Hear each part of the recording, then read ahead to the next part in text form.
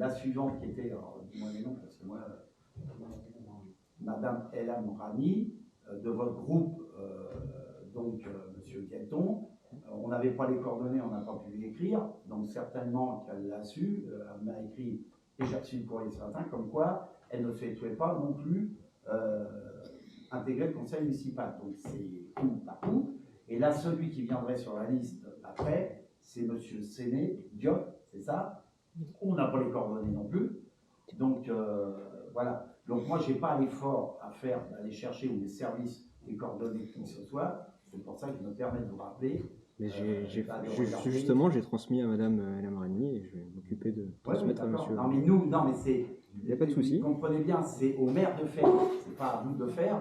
Moi, quand j'ai pas les coordonnées, nous on vous a demandé parce qu'on l'a fait, et on n'est pas forcé de le faire. Mais en tout état de cause, je vous demande d'être très attentif à ça. C'est tout ce que je veux dire. Donc regardez dans votre groupe parce qu'à la vitesse où les gens démissionnent de votre groupe, forcément à un moment donné, on va en avoir d'autres. Et donc, moi, ça me permet de vous dire ce soir, là, il y a M. Séné Diop, je n'ai pas les coordonnées, et après M. Séné Diop, c'est, on n'a pas regardé, mais bon, voilà. Il y a peut-être des gens qui ont bougé ou déménagé chez vous, hein. Moi, c'est pas mon souci, mais regardez-le, qu'on ait quand même les coordonnées, sinon, on ne peut pas les installer ce soir, à manque de peau, on ne pourra pas installer la remplaçante à Mme Jamila Boyer, que je remercie encore une nouvelle fois devant vous, ensemble du conseil municipal, pour son investissement. Voilà. Ce qui me permet de demander, je vais commencer par le plus ancien, voilà, à monsieur Robert Ruot de pouvoir venir s'installer. Alors on a changé aussi l'emplacement des verrés, disposition des sièges. Alors Robert, je sais que tu dois être là-bas. Et puis il se présentera aussi, mais Robert est connu déjà par les plus anciens du conseil municipal. Donc il a accepté de remplacer Madame Nadia Kiati, que je remercie aussi en tant que maire, bien entendu, à son investissement au conseil municipal. Elle est arrivée dans ce mandat-là, de mémoire, voilà, pour des raisons personnelles et administratives pour le coup. Et donc, M. Robert Luot a accepté de la remplacer et je leur remercie et de s'investir au sein même du conseil municipal, mais comme il l'a fait déjà, c'est la troisième fois, troisième mandat. Voilà, Robert, tu peux t'installer. Je me présente. Si tu acceptes, il est obligé d'accepter, il est là. J'accepte avec joie. Tu peux dire un petit mot, Robert, vite fait, c'est pour ceux qui ne te connaissent pas. Bonjour, je suis Robert Hugo, HUOT. J'ai 70 ans, je suis retraité de l'EDF, GDF. Et donc je vais commencer mon troisième mandat, enfin au deuxième demi. Et je suis très heureux d'être là avec vous. Merci Robert. Merci à toi. Bienvenue. Donc, je fais par le plus jeune. Alors là, peut-être il va y avoir Bayard pour les comptes rendus du conseil. Je crois que là, j'ai oublié de te dire, mais là, voilà. Donc, Théo Dagono, voilà, donc qui est en remplacement de Denis Andréoletti. Denis a souhaité, moi je voulais vraiment, mais Denis, bon, vous savez tout, c'est pas un scoop à déménager de la commune, mais il aurait pu rester, mais Denis a une maladie importante, et donc il ne pouvait plus, il ne souhaitait plus rester au sein même du conseil municipal. Denis, j'ai commencé un petit peu avant lui, mais ça fait un longtemps, j'appelle ça un compagnon de route. Il a été longtemps à mes côtés, il a été maire adjoint dans plusieurs mandats, il a été conseiller municipal avec André Sylvestre, quand j'étais maire adjoint, mais aussi conseiller municipal. C'est quelqu'un, je le dis, un compagnon de route, et il a vraiment œuvré pour la commune de Magnanville, les Magnanvilloises et les Magnanvillois, puis aussi en termes associatifs. Il a souvent suivi la culture, notamment dans le dernier mandat. C'est Delphine qui l'a remplacé pour le mandat, ou dans ce mandat-là, je ne sais plus. Mais voilà. Et je tenais quand même à le remercier en votre nom parce que c'est quelqu'un, et tu vas avoir fort à faire, mon Théo, pour remplacer Denis. Alors, par ta grandeur, tu es capable, parce que je l'appelais souvent mon petit, mais après, il va falloir que tu bosses parce qu'il avait une connaissez, j'ai confiance en toi. Voilà ce que je voulais dire par rapport à Denis Andreoletti, mais c'est quelqu'un d'important qui sont là. Voilà. Bienvenue Théo, tu peux t'installer. Et puis on peut les remercier par un petit applaudissement, ceux qui partent.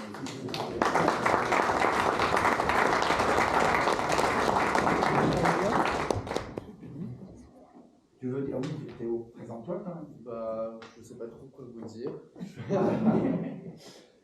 J'ai 23 ans, je suis toujours étudiant. Je suis détenteur d'une licence en sociologie et là je passe une deuxième licence en accompagnement social et intervention sociale. Et voilà. Et ancien conseiller municipal. Pas de réforme. Donc il connaît un peu quand même la boutique, entre guillemets. Puis je vous observe de loin depuis un moment. Voilà, voilà. Très bien, et puis il s'investit beaucoup dans la commune au milieu associatif. Voilà. Théo, normalement, la règle ici, alors là pour le coup c'est moi qui l'ai fixé, il y a un secrétariat du conseil municipal, et c'est le plus jeune élu qui le prend. Sauf aujourd'hui, à moins que tu veuilles le prendre, dès aujourd'hui, j'ai pas de souci, parce que Delphine, elle serait, regarde, elle est radieuse, elle sourit, elle t'expliquera comment faire. Voilà, mais tu notes les grands... Les votes. Voilà, on ne court pas. Tu as le droit à un beau stylo. Tu le droit à la feuille. Merci encore à vous deux. Et puis bienvenue au sein même du conseil municipal de Magnanville. Est-ce que vous aviez quelque chose à dire ou à rajouter? Non? Ok. Donc on va passer, maintenant que vous êtes installés, donc vous avez voté, bien entendu. Au pouvoir, donc j'ai le pouvoir de M. Gaël Deloiry, M. Alexandre Chambord. C'est bizarre, quand vous n'êtes pas, lui il se retrouve tout seul et quand vous venez, il n'est pas là. C'est quand même bizarre. Non, je fais ça pour la boutade. Cela étant, ce n'est pas qu'une boutade. Sincèrement, je le dis, je n'irai pas plus loin. Quand on fait venir quelqu'un, vous le saviez, de la DGFIP, qui n'a rien à voir avec le conseil municipal, mais qui est venu regarder les comptes de la commune, qui a travaillé longtemps ici pour les contrôler, les comptes avec notre DGA et avec mon DGS.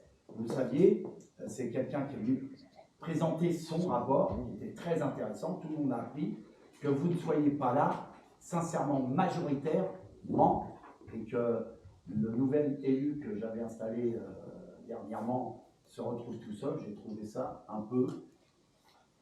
Allez, je n'ai pas les termes, mais je tenais à vous le dire quand même, parce que c'est vraiment gênant, sincèrement. Et ne me portez pas la responsabilité, c'est trop facile aussi. Moi, tous les élus sont convoqués au conseil municipal, et à un moment donné, tous les élus essayent de venir. Chacun peut avoir ses problématiques personnelles, et là, ça faisait beaucoup. Et notamment par rapport au DGFIP, et vous auriez entendu quand même que les comptes de Magnanville, et vous l'avez certainement lu dans le procès verbal que je vous demandais de valider tout de suite après, les comptes ont été contrôlés, et il a souligné la qualité des comptes de Magnanville. Voilà ce que je tenais à dire. Monsieur Guelton. Oui, il faut savoir quand même, il faut préciser, puisque tout le monde n'est peut-être pas au courant, mais que en ce qui concerne l'opposition, on est au courant des conseils 5 jours avant, ce qui est la loi, effectivement. Effectivement, 5 jours avant, c'est assez court quand on a des contraintes pour s'organiser. On vous avait demandé au début du mandat si c'était possible d'avoir un calendrier prévisionnel des conseils, même si c'était approximatif. Aujourd'hui, on ne l'a pas. Donc effectivement, 5 jours avant, avec les contraintes que chacun peut avoir, c'est compliqué de s'organiser. 5 jours avant, 5 jours francs. 5 jours francs. D'accord. Moi, ça vaut pour tout le monde. Il n'y a pas qu'une opposition à Magnanville, il y a des oppositions, une majorité. Le groupe majoritaire, il est pratiquement là tout le temps au complet. Et donc, en même temps, je veux vous dire sincèrement, mais au complet, je parle bien, ce n'est pas une question de représentativité. Moi, je ne leur dis pas. Moi aussi, j'ai des contrats, je pense un peu plus que certains ici, que vous notamment, des contrats d'agenda. Et à un moment donné, j'essaye de ne pas bouger les agendas. Et vous le savez très bien, de toute façon, ils sont rythmés par rapport à la réglementation, notamment par rapport au budget. Vous savez très bien qu'on a un conseil municipal avant la fin de l'année. On le fait au mois de fin novembre, début décembre, mais ça ne change jamais. On fait un conseil municipal avant les vacances. C'est à quelques semaines près. Et si vraiment vous étiez... il y avait une problématique, alors déjà en plus, c'est tout le monde en même temps chez vous. C'est pas qu'un, ça peut arriver. Vous pouvez avoir vous, mais là, c'était tout le monde. de se retrouver à avoir des problématiques, vous pouvez appeler mon secrétariat. On a vraiment, avec l'agenda du maire, parfois c'est une journée ou 2 journées près. Mais moi, je ne peux pas vous le dire 6 mois à l'avance, c'est pas possible. Il n'y a aucun maire qui fait, aucun maire. Même à la communauté urbaine, on essaye de le faire. Et pourtant, il y a un nombre d'élus, on ne peut pas le faire. Parce que c'est lié aussi à la réglementation, parfois qui évolue. C'est lié au budget qui évolue. Vous savez que le budget de la communauté urbaine, pour la première fois, va être voté en décembre. Vous voyez, alors ceux qui s'attendaient à voter en mars, voilà, mais ça change. Voilà.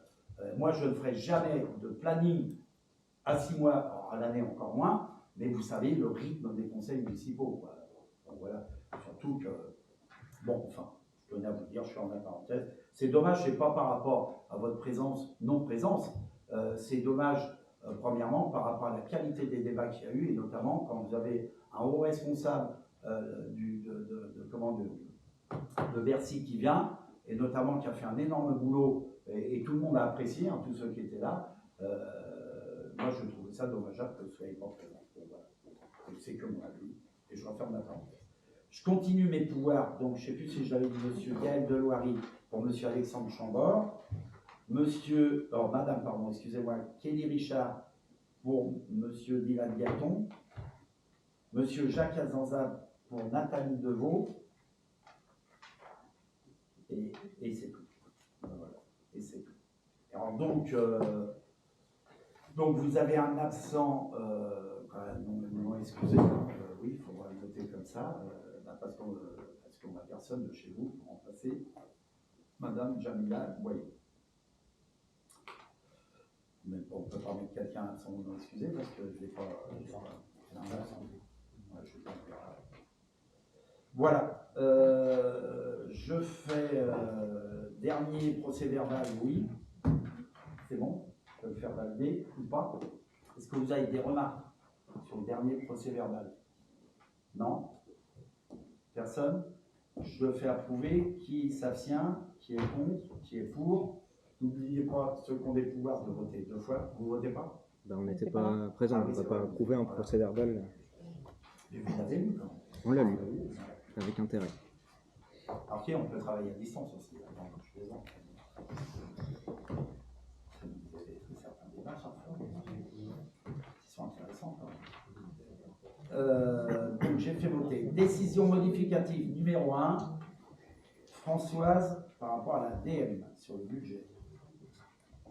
Ah oui, attends. Parce que oui, tu as raison. Je voulais vous le présenter parce que j'ai intronisé les élus, les nouveaux élus. Mais comme on a aussi, comme je le fais à chaque fois, des changements professionnels, notamment dans le cadre de la mise en place de la nouvelle police municipale, je dois dire, parce que elle n'a que 2 ans d'existence et elle vivait grâce à 1 voire 2 policiers municipaux, voilà. Et là, on est en train vraiment de se structurer, donc avec l'arrivée de monsieur Michel Paul, voilà, ici présent, et qui va se présenter mieux que moi je sais le faire, parce que c'est lui qui se connaît mieux, monsieur Michel Paul. Allez-y. Donc, je suis arrivé le 1er octobre 2024 à Langerville. Auparavant, j'étais à Grand-Quevilly.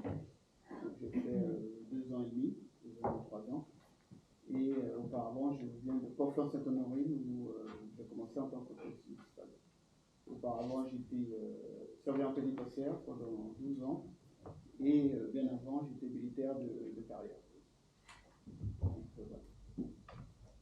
Merci à vous. Quelqu'un est bienvenu, bien entendu. Quelqu'un qui connaît bien les collectivités. Il n'y a pas cause et effet pénitentiaire, ne vous inquiétez pas, je ne vais pas recruter ça. Et donc, pour continuer le recrutement, on vous le présentera bien entendu. Donc, pour l'instant, on est à 3 policiers municipaux, donc avec un responsable de la police, Paul Michel, on a Erika Louis, et on va avoir le recrutement de M. Stéphane Lefebvre qui va arriver incessamment sous peu, qu'on vous présentera, et en plus, donc ça fait 4, et Sébastien Roux, que vous connaissez pour certaines et certains, qui était déjà SVP à l'époque ici à Magnanville, qui connaît bien le territoire, bien nos administrés aussi, qui est arrivé en tant qu'ASVP avec le contrat de passer son concours de policier municipal le plus rapidement possible. Donc on n'aura que des policiers municipaux. Pourquoi 5? Je vous l'avais dit 4 à un moment donné, 4 voire 5.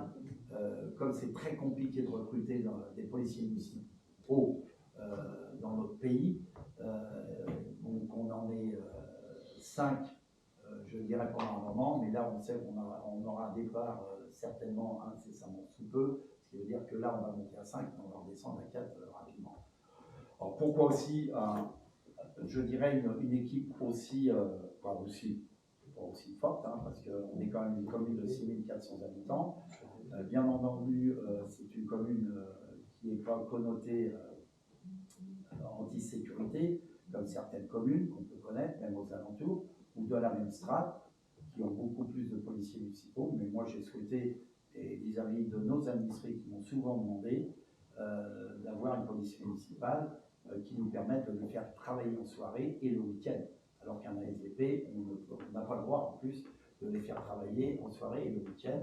Et on a doté aussi ces messieurs de vélos électriques, mais aussi d'un véhicule que vous connaissez tous et qui tourne sur la commune. Voilà. Et bien entendu, en lien avec la police nationale, parce que c'est quand même la police nationale de sa responsabilité première de faire la sécurité, de faire de la sécurité plus juste. Voilà. Et puis oui, pour finir, tu me dis, ils vont aller dans leur nouveau, parce qu'il y en avait pas, le nouveau local police municipale qui sera en face, juste dans le programme immobilier, là, en face d'un mobilier, qui va être livré incessamment sous peu. Et il sera inauguré par moi-même, mais aussi par le directeur général de la police départementale, que j'ai reçu dans mon bureau il y a quelques jours, et qui a trouvé la ville très belle, parce qu'il vient d'un autre pays, pas d'un autre pays, d'une autre région, et ça lui fera très plaisir d'être là et de couper le ruban avec moi ou avec nous. J'ai trouvé très sympathique, et il m'a réaffirmé que Magnanville était une ville quand même si on a des incivilités, très sécurisée. Et ça sera en complément aussi, bien entendu, mais vous savez tous, de la mise en place de la vidéo prévention protection, qui sera mis en place, je l'espère, si nos entreprises travaillent rapidement et bien, en 2025, ça a commencé, mais mise en place pratique. En 2025, premier trimestre ou premier semestre 2025. Voilà. Vous dire. Merci, monsieur. Merci. Bienvenue encore à Magnanville. Voilà, donc on revient, excuse-moi Françoise, sur l'ADN. En plus, je vais faire face moi. Merci. Avant de démarrer, je profite vous avez dit tout à l'heure, de la venue de M. Lévy de la DGFIP lors du dernier conseil municipal pour remercier les services et notamment les administrés, puisqu'il a été souligné la qualité de la tenue des comptes. Il nous a félicité, il a félicité les services en tout cas sur la qualité des tenues des comptes, et donc je voulais qu'on s'associe à ces remerciements. Décision modificative numéro 1, donc une décision qui concerne pour la section de fonctionnement, donc une dépense augmentée de 7 400 € et une recette dans du même montant, puisque l'équilibre budgétaire doit être respecté. On vous a détaillé les principales modifications, donc elles concernent, et ce n'est pas négligeable, les charges à caractère général, donc avec notamment la facturation des fluides du dernier trimestre 2023 qui impacte le budget 2024. Les dépenses liées à la réunion publique contre la prison, les frais d'avocat. L'autre grosse partie concerne les opérations d'ordre de transfert entre sections, donc pour 200 000 €. Vous savez que la M57 nous oblige à rentrer les amortissements année par année. Donc là, nous venons de ressaisir tous les biens entrants en 2023 et la majeure partie sont en 2024. Donc ça représente un montant important qui s'équilibre au chapitre 40 de la section d'investissement. Et puis l'autre grosse opération, c'est le virement à la section d'investissement qui est diminué de 318 000 € qu'on retrouve dans le chapitre 21 de la section de fonctionnement. Donc la décision modificative concerne également forcément la section d'investissement, avec une augmentation des immobilisations en cours, et pour ce qui concerne les immobilisations corporelles, et une diminution des immobilisations corporelles d'autre part, sur notre chapitre. On retrouve en équilibre le chapitre 21 avec le chapitre 23 et le chapitre 40 avec le chapitre 42, donc pour 147 000 euros en tout, avec un équilibre budgétaire forcément de cette section également. Alors, pas une grosse modification, 7 500 et 147 000 sur un budget global d'environ 10 000 euros.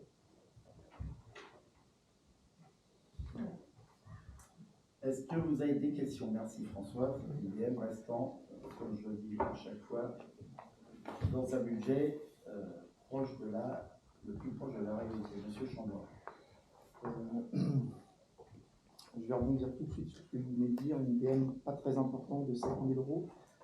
Je crois qu'il faut quand même faire la différence entre ce qui est des écritures d'ordre et de ce qui est des dépenses réelles. Or, aujourd'hui, ce que montre cette DM, c'est une augmentation des dépenses réelles de 133 000 euros et qu'à côté de ça, on a des recettes réelles, c'est que des recettes réelles de 7 000 euros. Puisque le reste, c'est des relations, c'est des opérations d'ordre, donc qui ne changent pas l'argent qu'on a dans la commune, puisque c'est des transferts de section à section. Je rappellerai quand même à l'ensemble du conseil municipal que pourquoi c'est important de faire la différence entre ce qui est réel et ce qui est global, c'est que les dépenses et les recettes réelles génèrent un excédent brut, et c'est cet excédent brut qui permet de financer les investissements.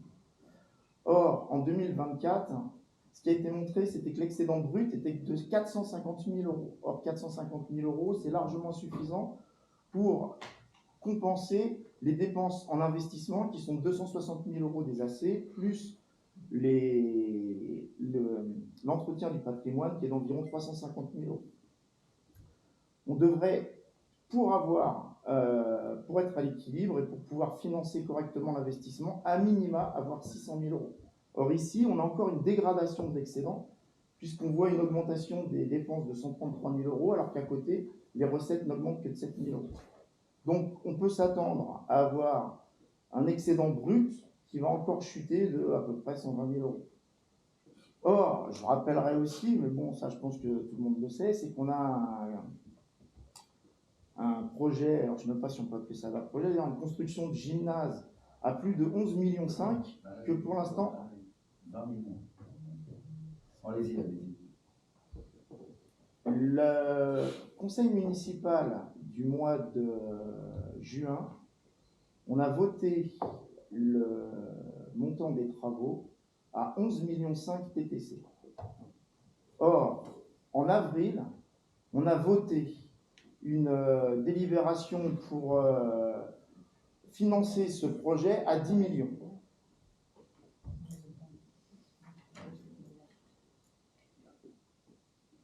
Donc pour l'instant, je ne vois pas comment vous allez rembourser l'emprunt. Attendez 2 secondes. Je vais pas. Déjà, vous informez les membres du conseil municipal, vous n'avez pas à l'informer, vous les prenez, ils sont élus, comme vous, monsieur Chambord, ils connaissent bien le budget, on travaille ensemble avec ma première adjointe et avec ma majorité, et avec aussi d'autres oppositions. Donc ne vous faites pas le sachant. Les gens, ils savent. Là, vous êtes en train de faire un débat budgétaire, c'est pas ça la question à l'heure du jour, c'est une DM. Vous restez sur l'ADM, me partez de l'époque de la des sports. De toute façon, votre rêve, c'est qu'à un moment donné, on puisse ne rien financer. Il n'y a pas de rêve. On augmente. Arrêtez de dire n'importe quoi. Mais votre rêve, il est là, il a toujours été là. Donc, monsieur Chambord, je vais vous couper. Non. Je ne veux pas me prendre la tête ce soir, parce que et personne va se prendre la tête avec vous. Restez sur la question posée. Décision modificative numéro 1 que vous a expliqué ma première adjointe, ici, présente. Voilà, on n'ira pas plus loin. Sinon, je passe au vote, comme la dernière fois, parce que votre discours, on le connaît toutes et tous. Ici, ce n'est pas un cours, vous n'êtes pas là en cours, vous êtes peut-être prof de maths, vous faites des cours à vos élèves, mais pas ici. Non, vous ne faites pas de cours ici, et vous êtes toujours en train de nous expliquer la même chose. C'est vous qui essayez de nous expliquer. Non, mais moi je vous explique pas, je fais du pratique. Non, vous ne faites pas de pratique, justement, bon, parce que allez, tant que ça suffit, qui est pour la décision modifiée, quoi, qui s'abstient pour la DM? Qui est contre? Voilà. 1, 2, 3, 4, 5. 5, oui, voilà, c'est ça. Qui est pour? Je vous remercie. Troisième question. Adhésion à la convention de participation pour le risque de prévoyance. Ah, pardon. Adhésion au groupement commun CG pour assurance cybersécurité, monsieur Bernard Mosconi. Et dans le cadre du renouvellement de l'assurance cybersécurité et cyber-risque pour la période 26-29, il s'agit de valider le fait d'adhérer toujours au groupement commun qui est organisé par le Centre interdépartemental de gestion de la Grande Couronne et d'approuver la convention constitutive à ce groupement désignant l'acteur de et signer les modalités fixées par cette convention. Donc, d'autoriser monsieur le maire à signer cette convention. Donc c'est un renouvellement, hein. C'est pas ça. Ça arrive à échéance en 31 décembre 2025. Et le cyber-risque, et notamment ce qu'on appelle la cybersécurité, est de plus en plus, je dirais, d'actualité. Voilà. Est-ce que vous avez des questions par rapport à ça? Non? Je vous remercie. Je vais procéder au vote. Qui s'abstient? Qui est contre? Qui est pour? Je vous remercie. Adhésion à la convention de participation pour le risque prévoyance 2025-2029. François. Il s'agit d'un renouvellement, parce que la prise en charge du risque prévoyance existe déjà pour la commune. C'est la possibilité pour les agents en cas de maladie, d'hospitalisation ou non-maladie, d'avoir une prise en charge financière pour ne pas perdre trop de leur rémunération. La différence, c'est que désormais, la prise en charge de la commune doit être à minima de 20% de 35 €, ce qui ramène notre participation à 7 € alors qu'elle était jusqu'alors d'1 €. Donc on vous propose de passer de la prise en charge financière de la ville à 7 € pour le lieu d'un. En Ça a sachant été voté à l'unanimité lors du dernier CST. Voilà, il fallait faire remarquer. Et c'est bien pour les agents, enfin, c'est un plus pour les agents, mais c'est aussi un moins pour la collectivité, dans la période aussi, c'est que ça va nous coûter plus cher. Et je pense qu'on aura plus d'agences, normalement. Là, on a une quinzaine d'agents, hein, Françoise, ce qui veut dire qu'il y a 1 € 15 agents. Si on met 6 € en plus, parce que le coup on passe à 7 €, je pense qu'on va avoir plus d'agents qui vont adhérer, ce qui me paraît juste, hein. Mais dans le temps, ça va coûter plus cher à la collectivité. J'avais demandé le calcul, on est... De 200, on passera à peu près 1 300 € si on reste au nombre d'agents. Et si on a 30% d'agents qui souhaitent y souscrire, on sera à 2 350 €. Si 50%, on sera aux alentours de 4 500 € de prise en charge à l'année. Mais on prendra en charge, rassurez-vous. On fait de toute façon. On fait. Hein. C'est engagé. Tout ce qu'on propose, on fait. Alors là, en plus, ce n'est pas une décision de la collectivité, c'est une décision d'État. Mais le choix de la mettre en place, c'est une décision de la collectivité et de la participation. Est-ce que vous avez des questions? Non? Je fais procéder au vote. Donc, qui s'abstient? Qui est contre? Qui est pour? Je vous remercie. Refonte du régime indemnitaire de la filière police municipale. Je vous en ai parlé tout à l'heure, mise en place vraiment d'une police municipale là, structurée. Et au 1er janvier 2025, il y a un nouveau décret qui refonde totalement le système de primes. Je fais comme ça, vous avez la note de présentation. Alors, pour une nouvelle ISFE, à ne pas confondre avec IFSE, c'est pareil, c'est le même prime, sauf qu'elle s'appelle différemment, et notamment qu'il revoit pour toutes les catégories. Alors, ne me demandez pas entre brigadiers, puis je ne suis pas à répondre, mais mon DGS est à mes côtés, du brigadier au simple policier municipal, au garde champêtre, comme ça, ici. Oui, d'accord, voilà. Donc, c'est la mise en place de cette nouvelle grille qui est pour toutes les catégories au 1er janvier 2025.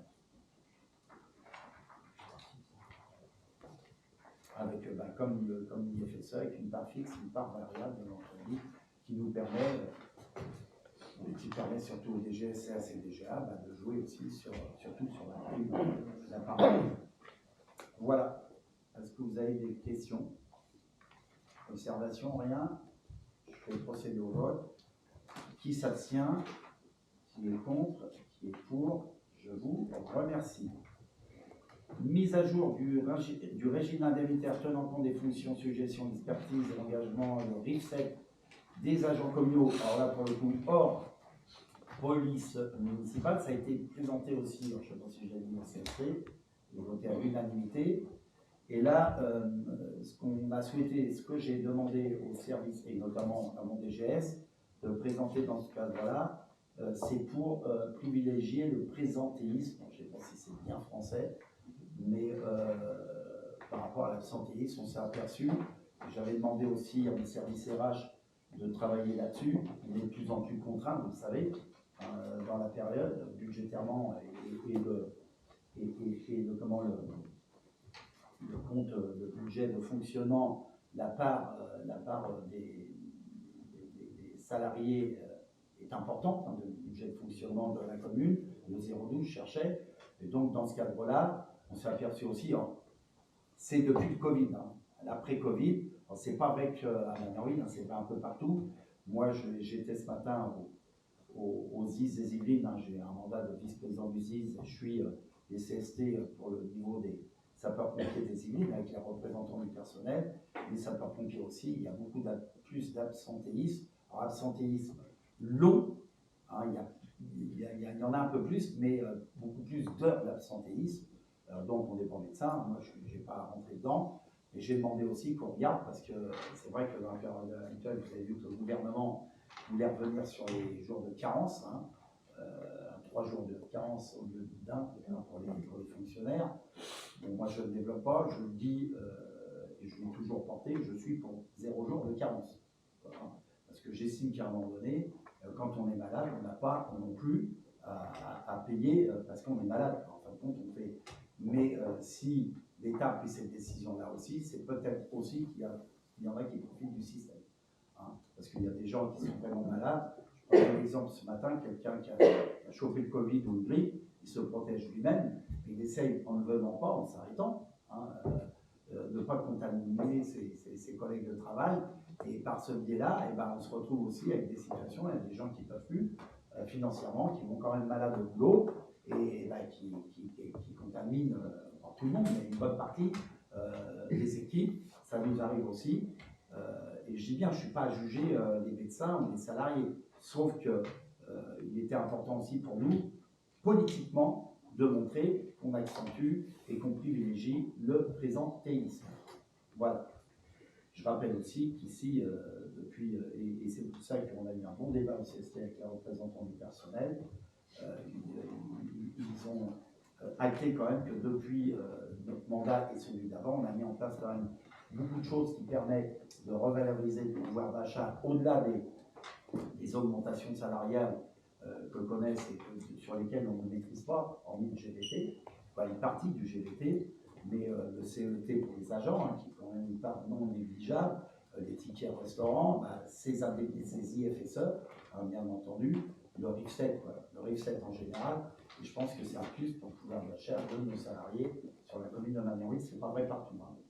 Ce n'est pas du tout, et encore moins vrai dans la période. Voilà ce que je voulais vous dire en termes de présentation de cette note. Puis on a simplifié, dis-le. Le groupe fonctionnel.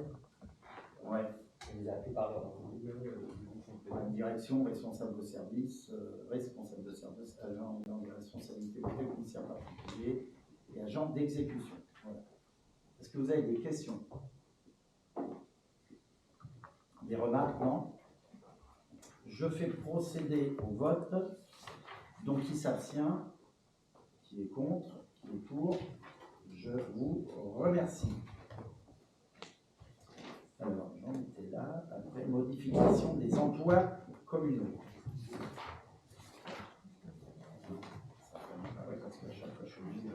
Alors là, on va vous distribuer sur table une petite mise à jour sur l'adjoint territorial du patrimoine à la médiathèque. Je reviendrai dessus tout à l'heure. Vous savez que c'est toujours compliqué ici chez les fonctionnaires, notamment dans les collectivités, c'est qu'on est obligé de supprimer des postes dans un organisme, par exemple le CST, organisme paritaire avec les représentants du personnel, pour en créer au conseil municipal, on a un jeu de suppression et de création de postes. Alors, vous savez, pour les plus anciens, parfois on s'y perd, étant donné qu'on n'a même pas le droit, on n'a pas le droit, et c'est normal, de parler des créations nominativement. Donc c'est toujours un peu plus compliqué. Quand on est avec les représentants du personnel, c'est un peu plus simple parce qu'on est entre nous. Ici, au conseil municipal, je ne peux pas me permettre de le dire. Donc voilà, hein, il y a des postes sur lesquels je vais m'arrêter. Si vous voulez me poser des questions ou à mon DGS, il n'y aura pas de souci. Donc sur les postes urbanistes, c'est la suppression du poste d'adjoint administratif. Là, par exemple, on a eu un départ. Oui, on a créé un poste à l'arrivée, mais c'est une fonction qu'elle n'avait pas dans son grade.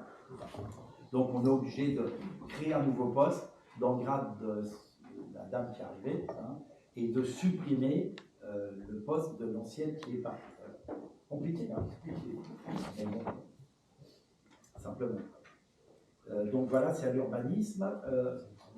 La coordinatrice du personnel de service, oui, là c'est une promotion, donc les promotions aussi, on supprime son poste et on en avait créé un déjà. Hein. Police municipale, on supprime un poste d'adjoint technique territorial qui était un ASVP avant, et on a créé au dernier conseil le poste de brigadier chef qu'on crée en dessous. Il faut suivre. Hein. On en supprime un et on en crée un. Bah, c'est monsieur, celui qui arrive. La médiathèque, vous l'avez sur table, oui. Donc la médiathèque, oui, non, je reviendrai. La médiathèque, alors oui, comme il l'avait sur table, la médiathèque, c'est la création d'un poste à 100%.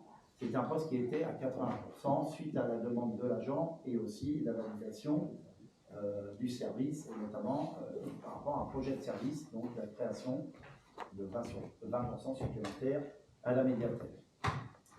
Et puis la création d'un poste d'adjoint administratif au service communication.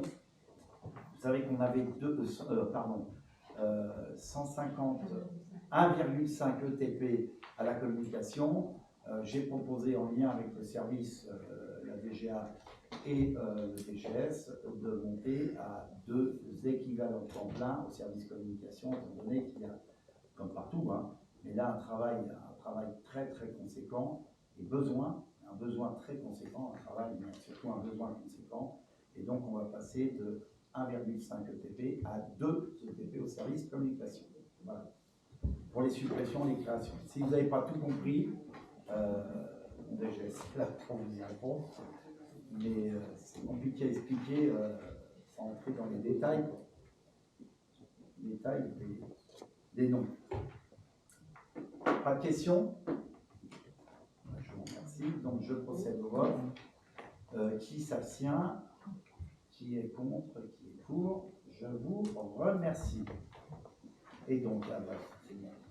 On va passer en France scolaire et affaires générales. Donc recensement de la population, Françoise. L'INSEE a mandaté la commune pour organiser le recensement sur Magnon-Ville en début d'année prochaine. Donc ce recensement est nécessaire parce qu'il permet notamment de calculer la DGF qui est calculée à la population, mais aussi d'adapter au niveau plus large que uniquement la commune les équipements collectifs qui seront nécessaires à la population.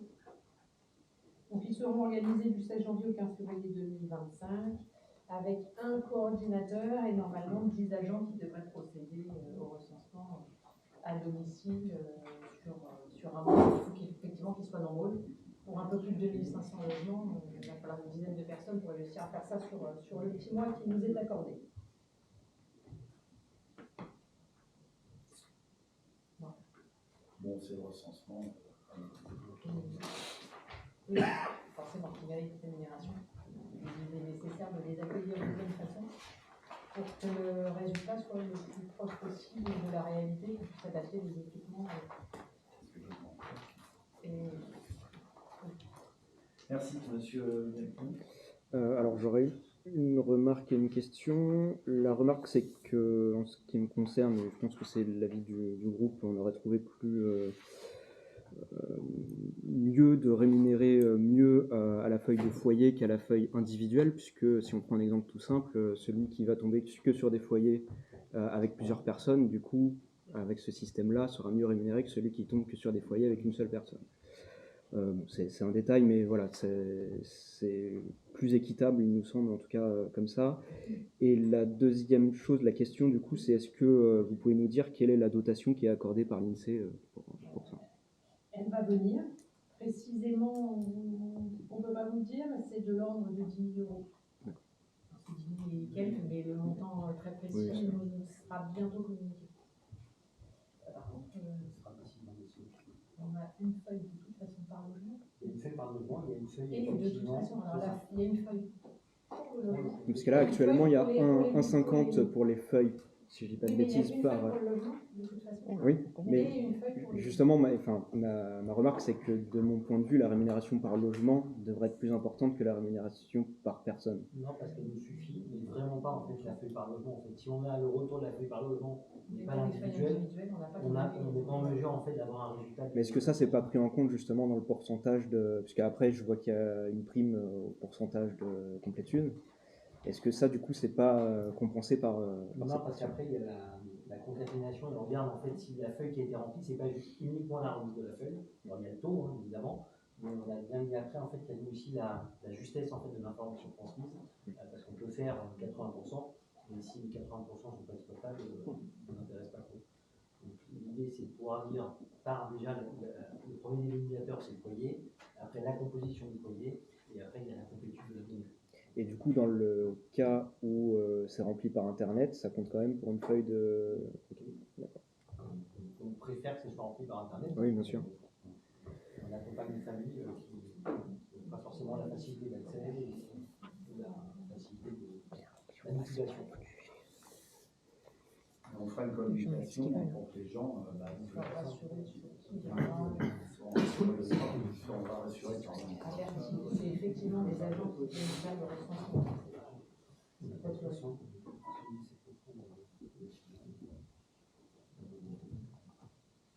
Ok. Est-ce que vous avez d'autres questions? Non? Précision? Je suis obligé de faire passer en bas. Oui. Donc, qui s'abstient? Qui est contre? Qui est pour? Je vous remercie. Convention d'objectifs et de moyens entre la commune et l'association DEOS AP 78 dans le cadre du dispositif Émile sans eux. Nathalie. Alors, l'AMS nous a sollicité pour former nos équipes d'animateurs et d'ADSEM afin d'accompagner nos enfants en situation de handicap. Ça se passera sous forme de groupe de 10 personnes. On commencera par les tilleuls. L'année suivante, on fera les marronniers. Et l'année suivante, les cities. Cette formation, elle est faite, il y a déjà 2 modules de 2 heures en théorique avec des médecins. Ensuite, il y a un retour d'expérience de 2 fois 1 heure où ils peuvent expliquer leur vécu, une situation et se faire aider. Et puis après, il y aura une demi-journée où ils iront en immersion dans un institut spécialisé. Cette formation, elle est totalement gratuite et elle est faite par DEOS.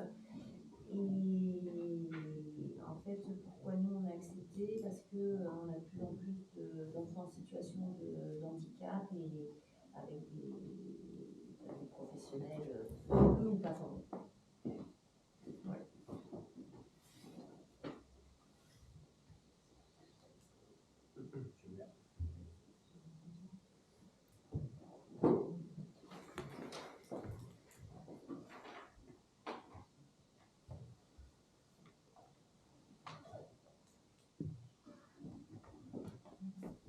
Est-ce que vous avez des questions? Pardon, excusez-moi.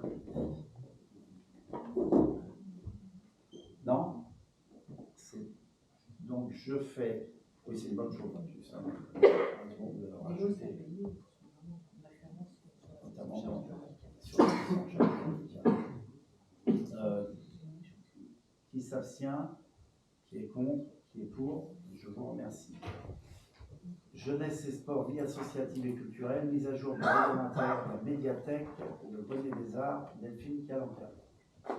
Alors là, il est tout simplement question de faire évoluer les règlements intérieurs sur le nombre, sur la durée de l'empreinte des ouvrages, sur également le nombre d'ouvrages qu'il faut emprunter, donc c'est augmenté, et sur une sanction financière pour les ouvrages qui ne sont pas restitués, ce qui n'était pas le cas avant.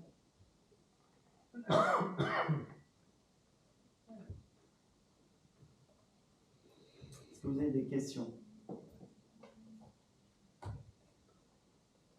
Non? Pas d'observation? Je vais procéder au vote. Qui s'abstient, pardon? Qui est contre? Qui est pour? Je vous remercie. Par contre, juste une information, mais là on n'est pas passé ce soir. Bien entendu, qui dit nouveau membre, il y a aussi certaines commissions, des commissions qui peuvent être impactées, et notamment CCS, Michel. Donc on fera des changements. De toute façon, on a pas de nom. Sur le CCAS, si. C'est le suivant sur la liste, donc ça sera Alexandre Chambord. C'est ce qui avait été voté. On vous a déjà écrit. Jamila vous a déjà envoyé sa démission. Donc. Vous m'avez écrit, excusez-moi.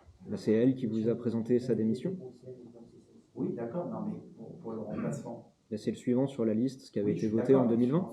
Non, les listes présentées au CCAS, présentées en 2020, je ne sais plus quel conseil, le 2e ou le 3e. Voilà, quelque chose comme ça. Donc, de mémoire, c'est monsieur Chambord. Formalisé par un courrier, c'est bien aussi. Hein. Je ne suis pas très formaliste, mais parfois c'est intéressant. Oh, pardon, excusez-moi. Voilà, il n'y a pas de questions diverses. De toute façon, les informations, je vous ai tout donné. Voilà, je vous remercie de votre présence à ce conseil municipal. Encore merci à nos 2 entrants. Encore une fois, bienvenue. Bon travail. Et puis, on a un conseil municipal avant. On ne fera pas de conseil municipal avant la fin de l'année, en tout début d'année. Je n'ai pas arrêté la date, mais ça sera dans la première semaine de janvier. Deuxième. Du 12-13 janvier. Oui, Donc, première semaine, je me comprends décalé.